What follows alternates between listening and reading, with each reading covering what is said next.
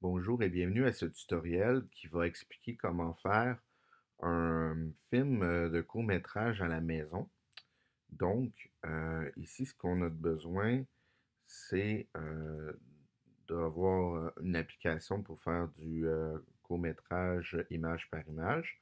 Et ce qui est suggéré, c'est Stop Motion Studio.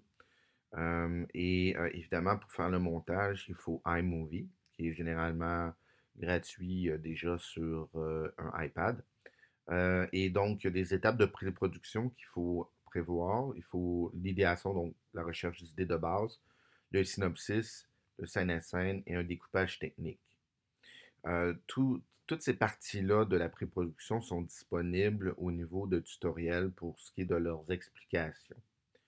Un film à la maison, ça doit durer environ 30 secondes à 1 minute à- et à la vitesse de 10 images par seconde pour vraiment s'assurer qu'on respecte les consignes pour un film d'image par image. Et donc, comme je disais, on doit utiliser une application pour faire du image par image parce que c'est des photos qu'on doit prendre. Et dans le fond, il faut une application pour mettre les photos ensemble et créer une séquence vidéo. Et par la suite, on exporte ces séquences vidéo-là et on les importe dans iMovie pour faire le montage final. Donc, rajouter un titre au début, un générique de fin, ajouter de la musique, des effets sonores. Et si la personne qui crée le film veut, il y a aussi la possibilité de rajouter des filtres visuels. Donc, quand on va dans notre iPad, eh bien, on va évidemment dans Stop Motion Studio, qui est gratuit à la base. Si vous trouvez d'autres choses, ça peut être efficace aussi. Et j'ai déjà pris ici 20 photos, donc l'équivalent de 2 secondes. J'ai pris un personnage de Ghostbusters qui s'appelle Peter Venkman et on voit le résultat.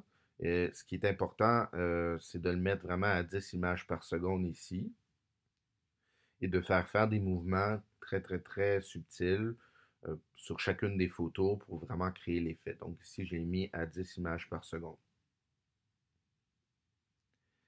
Une fois qu'on a fait notre séquence vidéo, moi, je vous conseille vraiment de faire chaque plan comme étant une séquence individuelle et on enregistre la vidéo, ça va envoyer la vidéo, ça dans notre photothèque, dans notre galerie de photos.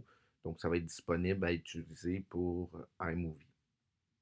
Donc, une fois qu'on l'a exporté et qu'on a créé toutes nos séquences vidéo, évidemment, pour l'exemple, je vais juste prendre celle-là, eh bien, on peut regarder, voir si tout est correct et on peut aller par la suite dans iMovie.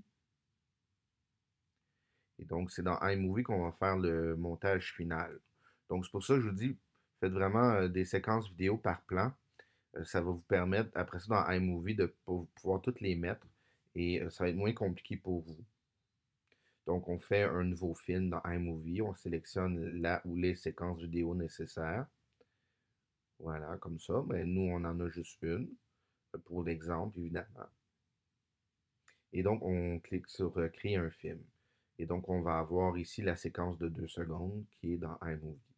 Évidemment, faire un film en tant que tel, que ce soit même juste un film de 30 secondes à 1 minute, on ne peut pas juste avoir l'aspect visuel comme ça. On doit rajouter des éléments. Donc, par exemple, dans les réglages du projet en haut à droite, on peut, par exemple, rajouter un filtre pour créer un effet, que ce soit un effet ancien en noir et blanc ou que ce soit un autre type d'effet. On peut faire ça. On peut aussi mettre des transitions. Donc, on a vu un fondu noir au début et à la fin. On peut aussi, donc on voit ce que ça donne. Là, moi, j'ai laissé juste au début parce que la séquence n'est pas assez longue pour vraiment mettre. Et c'est vraiment au choix de la personne. Moi, je vous conseille peut-être juste au début et à la fin complètement du film de mettre un fondu noir comme ça. Donc, il y a ces options-là. Moi, pour montrer l'exemple, j'ai décidé de mettre un filtre ancien pour donner un petit peu de couleur à ma séquence vidéo, à mon petit film. Et il y a aussi la section contenu multimédia qui peut être, en fait, qui est très importante parce que ça nous permet de rajouter une bande sonore et du bruitage. Donc, le bruitage, c'est vraiment tous les effets sonores, tous les bruits qu'on peut mettre. Donc, par exemple, si on veut mettre un bruit d'électricité, on va dessus. on l'entend. Et pour le mettre, on pèse sur le petit plus.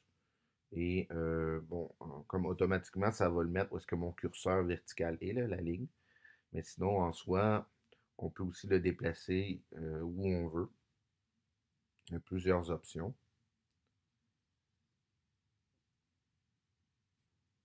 Il y a aussi ben, si on ne le veut pas, évidemment, on peut tout simplement le glisser vers le haut, ça va l'enlever. Voilà. Quand on va sur un bruitage aussi, il y a d'autres options. On peut jouer sur le volume, sur la vitesse.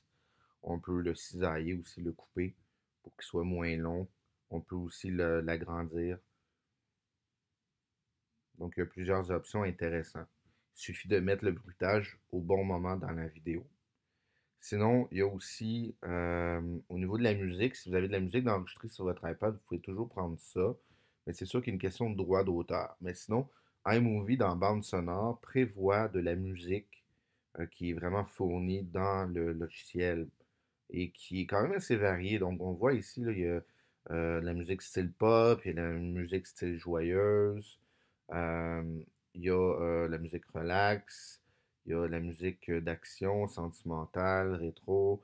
Il y a vraiment beaucoup de catégories et c'est un peu à vous d'aller les explorer et de mettre la bonne bande sonore selon ce qui se passe dans votre film. Et on peut en mettre évidemment plusieurs. Donc c'est le même principe que les bruitages, là. On met un plus, puis on va la placer où on veut. Euh, donc la bande sonore en tant que telle. Moi ici, bon, j'ai mis Adrénaline. C'est vraiment juste pour un exemple. Et on va voir tout à l'heure ce que ça donne. Ce qui est important aussi dans un film, c'est d'aller mettre des titres, par exemple, des génériques. Donc, quand on clique sur la vidéo, on a l'option de titre. OK? Et il y a plusieurs types de titres qu'on peut mettre. Donc, j'ai pris tout simplement le premier. Et en cliquant sur modifier, on peut aller changer ce que le titre va dire.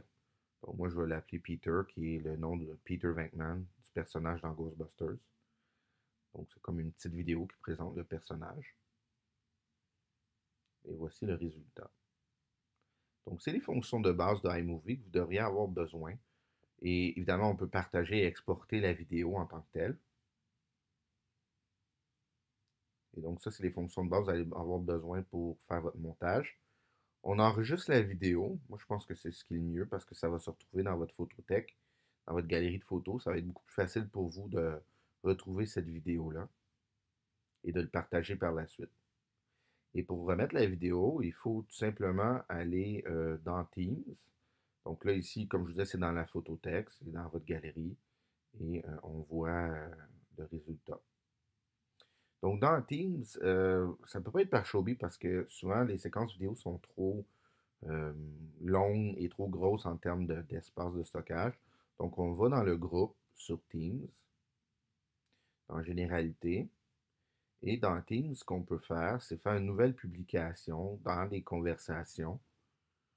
Et avec le plus, on peut aller chercher une pièce jointe, dans le fond, ou un média dans ce cas-là. Moi, j'ai cliqué sur média et ça va me permettre d'aller dans ma photothèque. Évidemment, il me demande la permission pour que Teams aille dans vos photos. Et là, ben, j'ai ma séquence. Je la sélectionne. J'attends qu'elle soit chargée. Et lorsque c'est fait, eh bien, le petit triangle, la petite flèche là à droite, je clique là-dessus, ça envoie le message. Donc, c'est comme ça qu'il faut remettre une vidéo, donc votre court-métrage dans Teams. Et voilà. Voici le résultat. Donc, c'est bien amusant. Amusez-vous.